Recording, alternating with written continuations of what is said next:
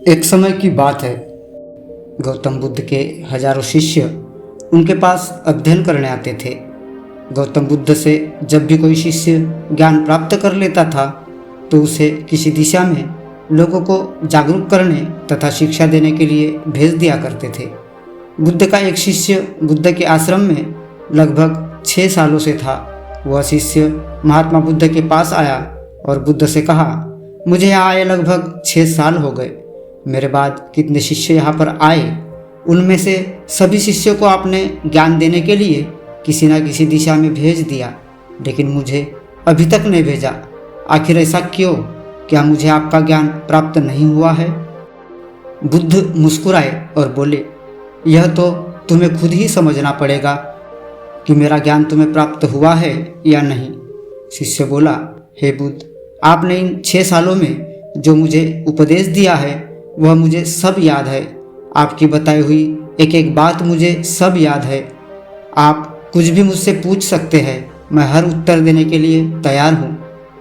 आप मुझे एक मौका तो दे ताकि मैं किसी भी दिशा में जाकर लोगों को अपने ज्ञान के बारे में बता सकूं।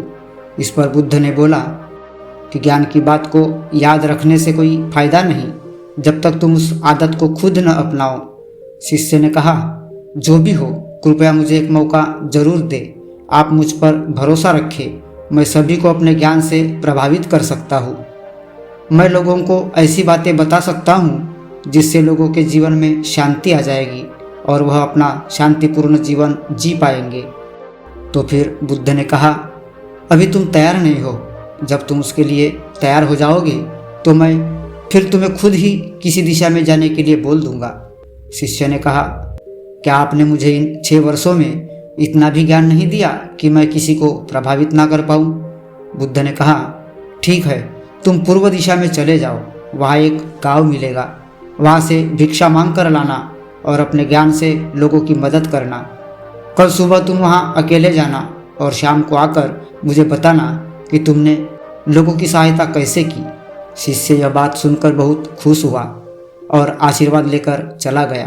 वो रात भर ज्ञान समेटता रहा और मन ही मन सोच रहा था कि मैं वहाँ ज्ञान का ऐसा छाप छोड़ूंगा कि वहाँ के लोगों के साथ बुद्ध भी मुझसे प्रभावित हो जाएंगे। सुबह उठकर वह महात्मा बुद्ध को प्रणाम करने गया। उन्हें प्रणाम कर वह पूर्व दिशा की तरफ निकल गया। शाम को जब वह वापस आया तो बुद्ध ने देखा कि शिष्य के माथे पर चोट लगी है और खून बह रहा है। बुद्ध ने उसे पट्टी की और पूछा, तुम्हें चोट कैसे लगी? शिष्य ने कहा, वहाँ के लोग बेहद ही दुष्ट हैं, उन्हें जरा भी बुद्धि नहीं है। मैं उस गांव में भिक्षा लेने गया पर किसी ने मुझे भिक्षा नहीं दी। सब मुझे वहाँ गालियाँ दे रहे थे।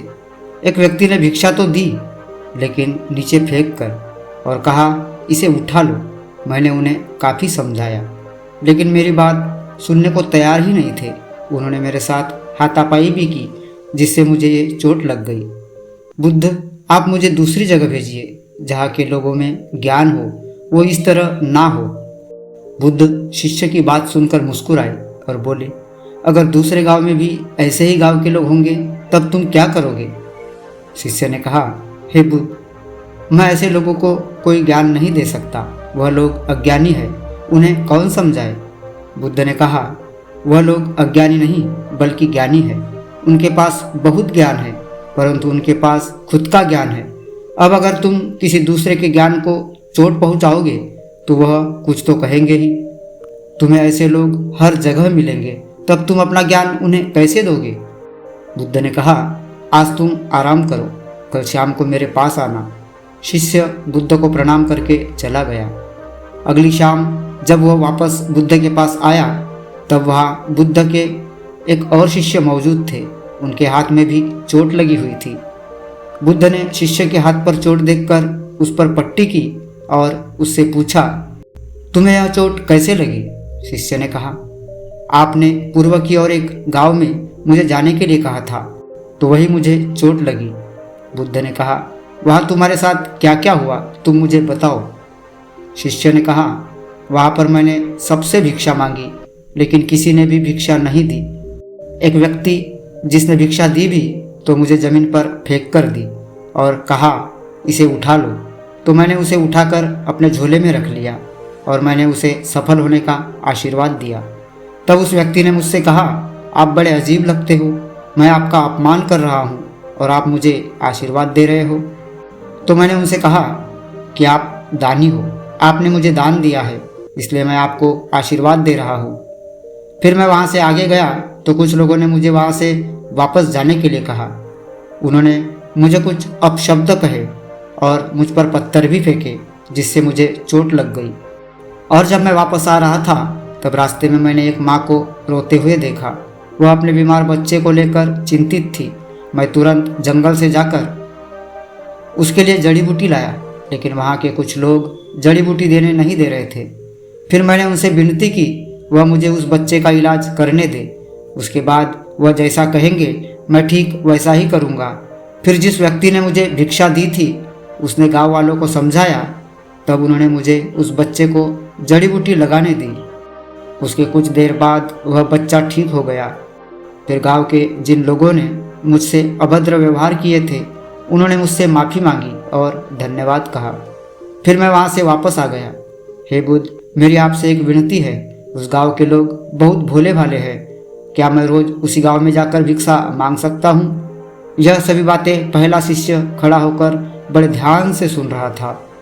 उसने यह सुनते ही बुद्ध के चरणों में गिरकर कहा, हे बुद्ध, मैं समझ गया हूँ कि अभी मैं उस लायक नहीं हुआ हूँ कि मैं दूसरों को ज्ञान दे सकूँ। बुद्ध ने कहा, हमें बाहर वैसे ही लोग दिखाई देते हैं जैसे हम अंदर से होते हैं। जब तक स्वयं को नहीं बदल सकते तब तक किसी को नहीं बदल सकते। खुद में बदलाव लाना जरूरी है। अपने आप में बदलाव लाकर ही इस दुनिया को आप जीत सकते हैं। दोस्तों, उम्मीद है आज की यह कहानी आपको अवश्य पसंद आई होगी। तो वीडियो को लाइक करें तथा अपने दोस्तों में शेयर करें और इसी प्रकार की नई नई कहानियाँ सुनने के लिए चैनल को सब्सक्राइब अवश्य करें। तो जल्द ही मिलते हैं एक नई कहानी के साथ एक नए वीडियो में। तब तक के लिए आप अपना ख्याल रखिए। धन्यवाद।